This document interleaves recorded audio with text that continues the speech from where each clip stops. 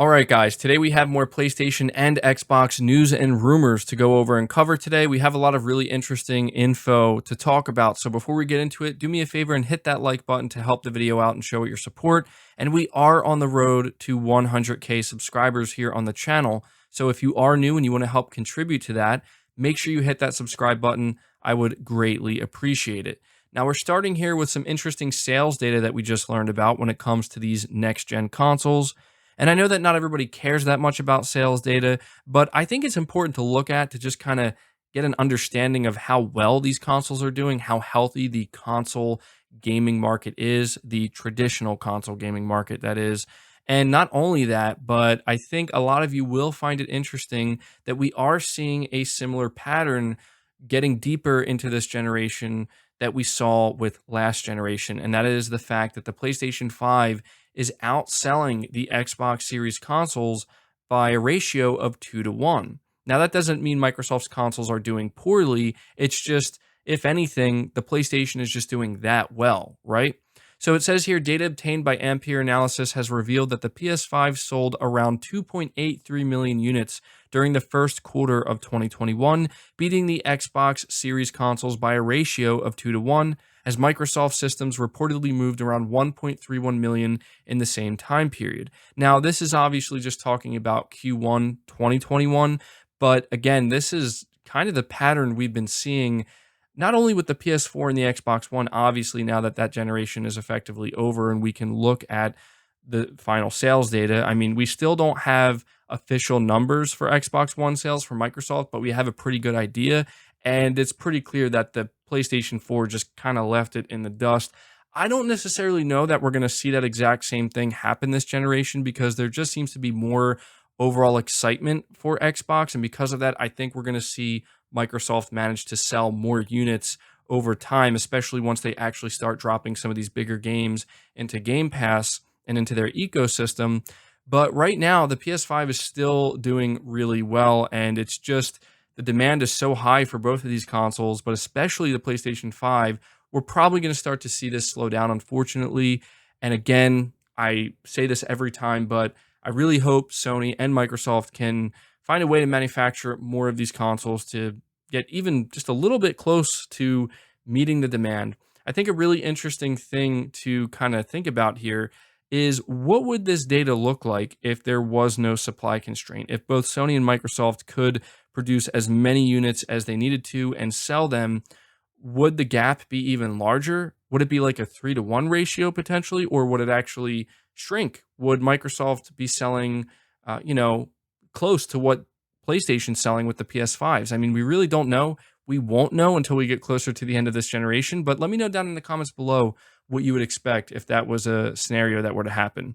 But we're moving on from that and talking about a new PlayStation 5 game that was announced yesterday that will not be releasing on PlayStation 4. And I think many of you are going to be very interested in this game because a lot of people saw this trailer and they thought, wow, this actually seems very reminiscent of Bloodborne. And I'm a big fan of Bloodborne. I know that many of you are as well. And unfortunately, it seems like we're not going to be getting a sequel to Bloodborne anytime soon. I wouldn't say it's completely off the table, but it's definitely not something that's currently in the works. But it seems we have a studio here that is looking to maybe capture that magic, hopefully, and deliver it on next-gen consoles only as well as PC. It's coming from Round 8 Studio. It's a brand new Souls-like RPG known as Lies of P, which is set to be a dark reimagining of Pinocchio. Pretty crazy, right? So it says Lies of P takes place in the fallen city of Krat, where Pinocchio has to battle it out to become a real human. And so you look at the art style, you look at the aesthetic, and you look at the era in which this game takes place. It's all, again, very reminiscent of Bloodborne. And apparently you can look forward to taking on interconnected quests where your lies actually influence how the quests play out. And this in turn ends up affecting the game's ending. It goes on to say that Pinocchio isn't defenseless, however, as players can combine weapons in multiple ways to forge new ways to fight off enemies, and being a doll, your protagonist can change parts of his body to acquire new skills to give him the edge in combat. So we don't really have a ton of info on this game, like we don't have any gameplay, but again, it's set to be a Souls-like RPG, so I would imagine considering how reminiscent of Bloodborne it is, its gameplay could be very similar to that, right? But either way, I wanted to make sure to just mention this to you guys because, you know, a lot of you are big Souls fans. A lot of you are big fans of Bloodborne in particular. Bloodborne is looked at as one of the greatest games of all time, easily one of the best PS4 exclusives.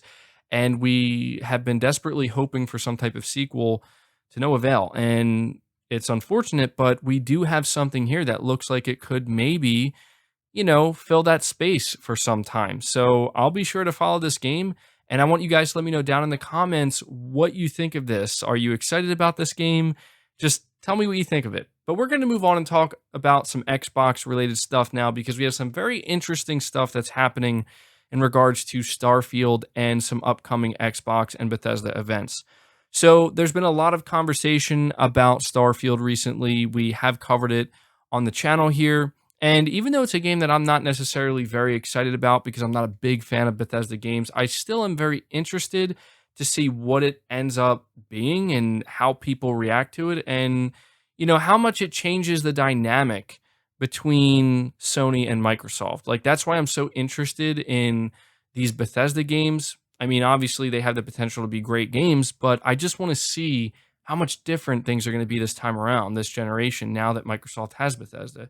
But anyway, there have been a lot of rumors lately surrounding Starfield's release date and stuff like that. And it seems that there are quite a few people who really do believe that Starfield is not only going to be revealed for the first time this year, but it's actually going to release this year as well. But we have Jason Schreier, who is a very well known, reputable insider. I know not everybody likes him, but he is usually correct about the stuff that he talks about and the info that he drops. He's talking about Starfield, and he seems to be clarifying a couple of things here that are very interesting. So we have an individual known as Luke Stevens. I don't know who this person is, but he says apparently Starfield has been, quote, pretty much done, unquote, since September of last year. Bethesda Game Studios has spent this year polishing it and refining the next-gen port. I'm told they're trying to, quote, make up for Fallout 76, unquote, and deliver a game that's, quote, polished to perfection, unquote, coming this year, watch. And Jason Schreier felt compelled to respond to this. And Jason says, rumors like this keep floating around, but Starfield is nowhere near done, according to several people familiar with development. It'll be at E3, but the planned release date I've heard is way later than most people expect, sharing this so that people keep their expectations in check.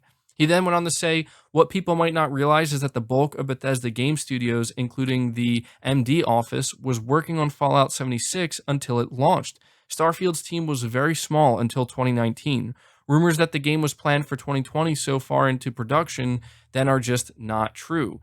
And he says here, I've seen some skepticism about this point, to which I'd recommend to you look at the credits. And he also followed this up by saying, let me make this very clear.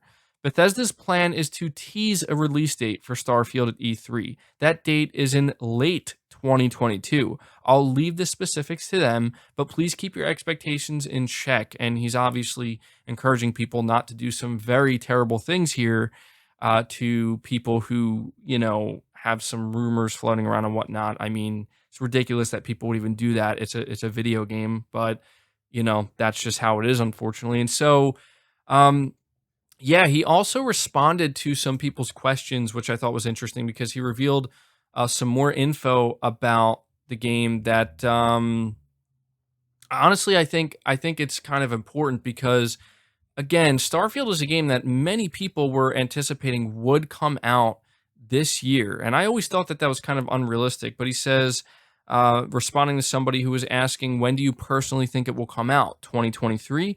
And he says, I've heard a specific date in 2022, but we'll leave it to them to announce it. Plus, I don't want to share something that might get changed between now and then. So apparently he's heard a specific date, but he doesn't want to reveal what that date is. He's just saying it's late 2022. So, I think this is pretty important to go over because, a game like Starfield, I've said it before and I will say it again, there is a lot of pressure on this game to deliver.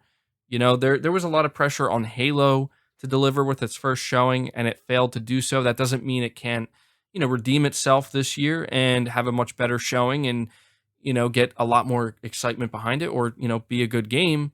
But I just think that the first game we see from Bethesda could end up being Starfield now that they're under Microsoft, and it has a lot of pressure on it. But this idea that people, expect it to release this year, Jason Schreier, he's just shutting this down completely. Now, he could be wrong, right? We have to understand that. When it comes to all of these rumors and all of these leaks, it could be wrong. But Jason, as I said, he is usually spot on with this type of stuff, and I certainly don't think he would be saying this if he really was not confident in his sources. So, according to Jason Schreier, Starfield is nowhere near being done, and we will see it this year. And they may tease a release, but we shouldn't expect it anytime soon. So, there you go. But I want to end this video by just letting you guys know that apparently there is an Xbox event, a joint event with Bethesda that will be happening this year. And I want to let you know that this is coming directly from Microsoft themselves, which is obviously good news because we've had a lot of rumors, a lot of leaks, a lot of insiders saying this and saying that. And so now we have confirmation from Matt Booty. He is the head of Microsoft's Xbox Game Studios, that there will in fact be a joint Bethesda slash Microsoft E3 2021 press conference next month. This actually came from an interview that was done with a French outlet, and this interview is behind a paywall, so some people had to pay to get this and then translate it. But yeah, it goes on to say here in this article that I'm reading from that earlier this month, VentureBeat journalist Jeff Grubb said that he expects that Bethesda's E3 showcase will be more integrated with Microsoft's, but that it will still be a separate event. Based on the new interview with Matt Booty, however, we're looking at a joint E3 presser, which will focus on new Bethesda Game Pass content. So, it seems that Jeff Grubb was wrong on this one, worth noting here. But yeah, there we go. We have it from Microsoft themselves. This is going to be a joint event. So it'll be pretty interesting. I'm definitely going to be tuning into this to see what Microsoft and Bethesda are going to announce. But that's pretty much going to do it for this video, guys. I hope you did enjoy it. I hope you did find it informative. Make sure you leave your thoughts down in the comments below. Leave a like, subscribe to the channel if you're new, hit the bell notification icon, and feel free to share the video out on top of all that. But until next time, guys, take care.